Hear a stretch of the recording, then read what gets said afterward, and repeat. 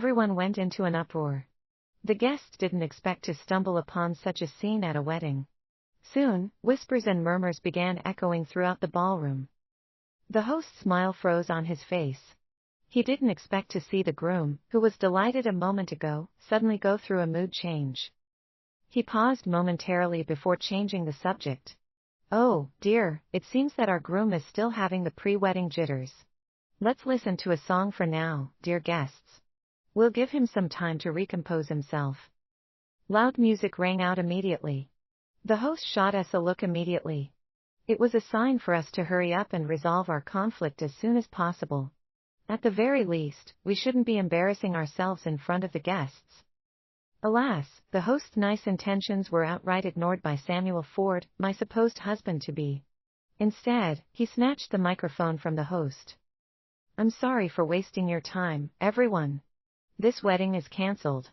I'd like to make it clear to everyone that I, Samuel Ford, will never marry Penelope Waterworth even if all the women in this world cease to exist." Samuel gazed at me with hatred and disgust burning in his eyes. "Penelope, you can forget about marrying me in this lifetime." Once he was done speaking, he dropped the microphone before walking down the stage haughtily. However, he had completely forgotten that this timeline was set 7 years ago. He wasn't the CEO that everyone respected. Before Samuel could leave the stage, a figure could be seen darting toward him. Then, she slapped him across the cheek forcefully. "Hey, Ford. Say that to my face one more time, I dare you. You must think Penny is a pushover, huh?" The woman was clad in a red gown and had flawless makeup on her face. The corsage pinned on her chest was enough to show that she was a family member of the bride's. One slap wasn't enough to relieve that woman's frustrations. She made sure to sneak in another slap before Samuel could register what was going on. "You bastard. You were the one who asked for Penny's hand in marriage back then? To think that you'd reveal your true colors this soon. Even if all of the women in this world cease to exist, huh? Do you think you're the king who gets to pick any woman you want out of the entire female population?" The woman's words made everyone snap out of their trances. Someone quickly pulled her away from Samuel. But the one tugging at her was either pretending to stop her or underestimated her strength. During the process, she got to aim a few more kicks at Samuel. I couldn't hold my emotions back anymore when I saw how hale and hearty the woman was. So, I called out to her in a choked-up tone, "Aunt Linda." Upon hearing my voice, my aunt, Linda O'Neill, who was about to get into a proper fistfight with Samuel, quickly turned around to look at me. Then, she pulled me into her arms and began comforting me in soft tones. "Don't cry, Penny. So what if that jerk doesn't want to marry you? You don't want to marry him, either. Don't be sad, Penny. I'll introduce a better man to you in the future." As I leaned against Aunt Linda's chest and listened to her powerful heartbeat, I could feel my tears streaming down my cheeks. My lips trembled the whole time, yet I couldn't utter a word. It had been a very, very long time since I last saw my aunt, who was healthy and brimming with energy. My parents died in an accident when I was 4 years old. Aunt Linda was only in her 20s back then, yet she raised me without a care in the world. She had even broken up with her first love.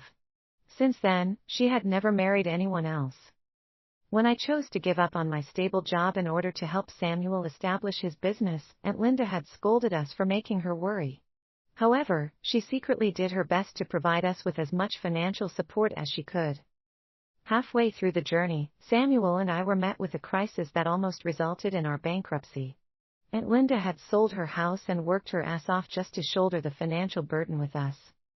Aunt Linda had been nothing but nice to me. By right, Samuel should be grateful to her as well. But that heartless bastard. He actually barged into Aunt Linda's ward with his mistress, Maggie Burner, and told her the truth. Aunt Linda ended up dying of a heart attack that was triggered by her rage. When I confronted them, Samuel had the gall to tell me she was already at death's door because of her illness. Mags was just helping her seek her eternal relief in advance. Thank goodness I got reborn. Aunt Linda was still healthy at this time. Thank God for that. I managed to stem my tears before asking Samuel, "Samuel, you're very sure that you want to cancel the wedding, right?" I must have been wailing at the top of my lungs just now. My eyes were still red-rimmed, and my voice was still hoarse. I looked heartbroken right now. All the other guests glared at Samuel immediately. Guilt flickered across his eyes, but it soon vanished. He took a deep breath. Let's just cancel the wedding and end our relationship, Penelope. Stop badgering me. It'll just paint an awful picture of you. I quickly stopped Aunt Linda, who looked like she was about to beat Samuel up. Then, I lowered my gaze in order to conceal my emotions. All right. Let's do that. I'd like to see how Samuel would be able to establish and expand his company while having a happy ending with his so-called true love without my help in this lifetime. Samuel and I were university mates. We began dating each other in our junior year. In fact, we were each other's first love. After graduating from university, Samuel got into a bad fight with the boss of his department half a year after he started working. That was when he decided to quit his job and start his own company. His parents had already gotten divorced and married other people when he was at a young age, so they no longer cared about him once he became of age. He had to cover his tuition fees via study loans and working part-time jobs. After Samuel quit his job and started his company, his family didn't offer him any financial support at all. My heart ached for him back then, so I quit my job to help him out. I didn't know much about the technical stuff, so I did my best in other aspects to aid him. Basically, I was in charge of the workers' daily meals, the archiving and organization of all documents, the recording of account balances, as well as other admin tasks. Every day, I was as busy as a bee. In fact, my overexhaustion had led to me suffering from a miscarriage. At that time, Samuel had knelt next to my bed. As he sobbed, he swore out loud, "Penny, I swear I'll definitely make a name for myself. I'll make you the happiest woman in the world." Well, Samuel fulfilled the first half of his vow and failed the second half. In the third year of the company's establishment, business at Samuel's office finally picked up. It was at that time he had proposed to me. Although our office was met with a few more crises after that, we managed to overcome them by supporting each other. Gradually, the tiny office slowly progressed into an actual company. The scale of the business slowly expanded. Samuel became busier as days ticked by. After that, I gave birth to our daughter, Vivian Ford. My focus began gravitating toward my family because I needed to take care of her. So, I started letting go of my tasks in the company. In fact, some of the new hires didn't know that I was the CEO's wife. Samuel grew colder toward me as well. He no longer showed me the same amount of care and love. Although I felt a little saddened, I didn't take his behavior to heart. Instead, my heart went out to him for being busy with work all the time. So, I spent all of my time making sure that everything at home was dealt with properly. That was, until the day of our 7th year anniversary. Samuel had called me, saying that he needed to work overtime. After that, he no longer texted or called me. As I watched the meal I prepared go cold, I could feel my heart doing the same. After that, I began investigating the people who had been hanging around Samuel. Surprisingly enough, it was quite easy for me to yield results. After all, he didn't bother hiding her existence. It was a woman named Maggie Berner. Samuel took Maggie to all sorts of high-end places. He even took her to the banquet hosted by his business partners and introduced her to all of his friends. They were very close and intimate with each other. They'd chat on and on endlessly every day. Everyone around them thought of Maggie as Samuel's spouse. He just smiled without denying that plausibility. When I warned Samuel to watch his distance with Maggie, he kept giving me all sorts of excuses like "don't overthink it, you don't understand anything," and "stop making it a big deal." He was extremely impatient with me. After finding out about Samuel's newfound affection for Maggie, I began privately consulting a lawyer on how to protect my own rights and assets while being able to snag my daughter's custody rights. I thought the worst-case scenario was to leave with my daughter without being granted a penny from the divorce procedures. Little did I know that Samuel was capable of doing worse things. 3 days later, Vivi suffered from a slight fever that refused to break out no matter what. I was suffering from period pain, so I had no choice but to let Samuel take Vivi to the hospital. He promised me that he'd do just that, but he ended up changing his destination because of Maggie's phone call. The moment those two shameless adulterers met up, they began flirting with each other, which led to them sharing a few passionate hours together. Just like that, Samuel left Vivi in the car all by herself, completely forgetting that she was there. Only when I called Samuel to ask about Vivi's condition did he remember the purpose behind his visit. He hurriedly rushed back to the car to check on Vivi, but it was too late. Since then, I had lost my mind. I swore to make Samuel and Maggie pay the price. At first, Samuel was riddled with guilt. In the end, he decided to make an enemy out of me by officially getting together with Maggie. I hated their guts, yet I had to pretend that nothing happened between us. Aunt Linda was diagnosed with late-stage stomach cancer at that time. I didn't want her to worry about me during her final days. Samuel promised not to tell Aunt Linda anything about the changes in our relationship. But thanks to Maggie's active instigation, he took her to visit Aunt Linda in her ward when I wasn't around. Both of them tried to make me back off their case by triggering Aunt Linda. They didn't expect her to die of rage after hearing about Vivi's death and Samuel's infidelity. Even though I ended up killing those two bastards, I could still feel waves of hatred overwhelming me whenever I recalled everything that had happened in my previous life. Could my rebirth wipe out my hatred? No way. At least, that was what I thought. Since Samuel and I were university mates who stayed together throughout the establishment of the company, we had many mutual friends. None of them knew about the bad blood we had with each other in our previous life. All they saw was the fact that Samuel had gone nuts on his wedding and broke up with his girlfriend, whom he had dated for many years. At that time, everyone pitied me while berating Samuel for being a massive jerk. I spent 2 days sorting out documents under the guise of being sad. On the third day, I barged into Samuel's office with a few friends. The moment I entered the office, I was stunned by how filthy it was. There was trash everywhere on the floor, while empty takeout boxes littered the tables. The air stank a lot, to say the least. I looked around my surroundings before focusing on the person closest to me. "Where's Samuel?" The man, Joshua Hills, simpered at me. "Are you here to visit Sam, Mrs. Ford?" "Mrs. Ford? That title isn't meant for me." I scoffed before continuing coldly, "Let me ask you one more time. Where is Samuel?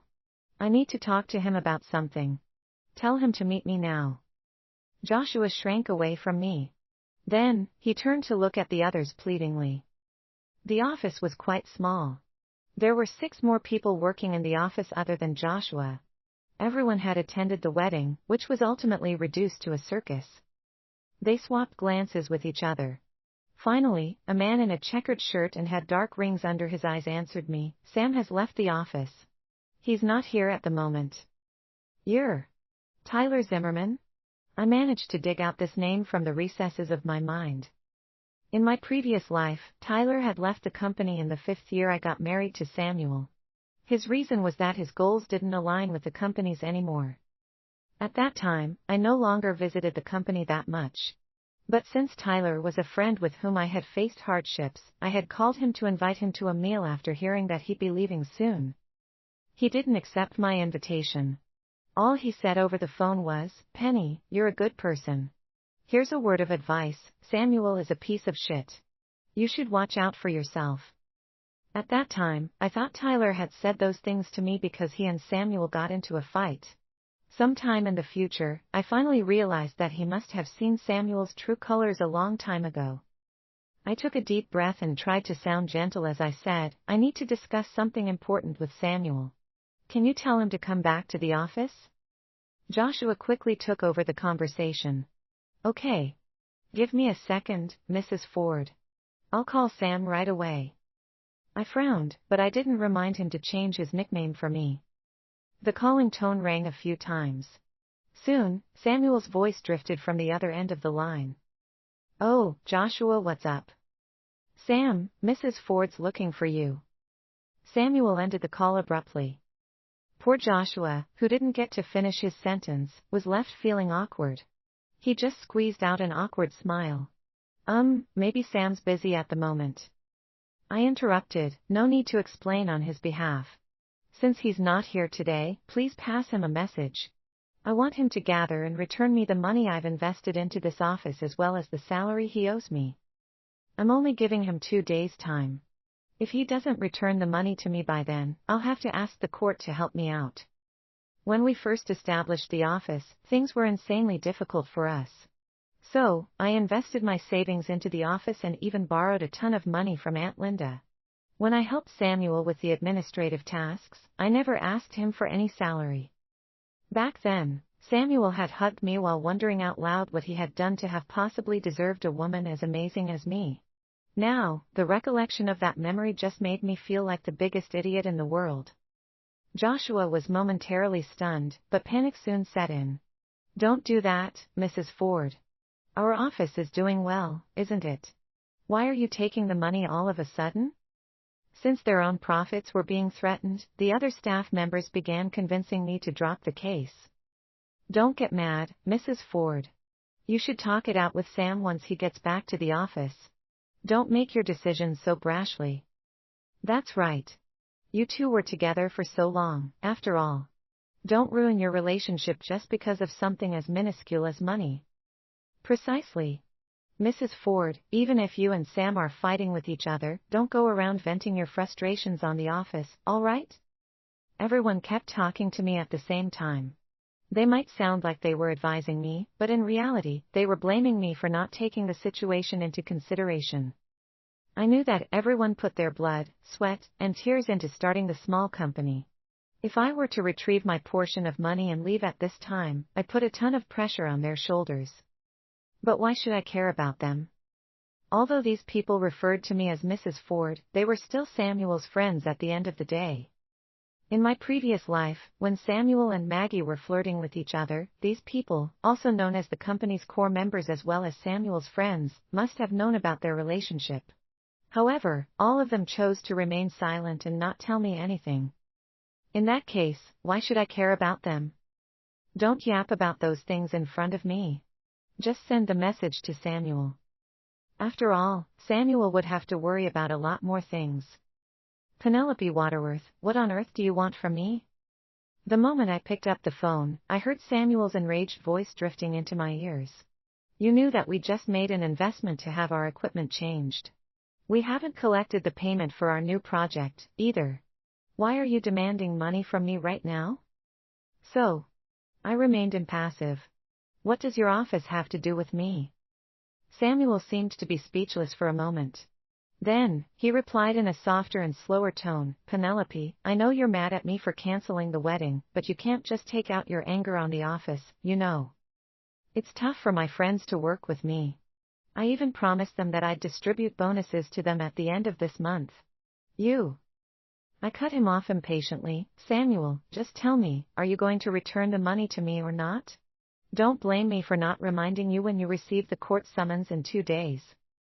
Samuel falls silent for a short while. He replied gruffly, Are you that ruthless? Aren't you going to take our former relationship into consideration? What about our friends in the office, huh? Relationship?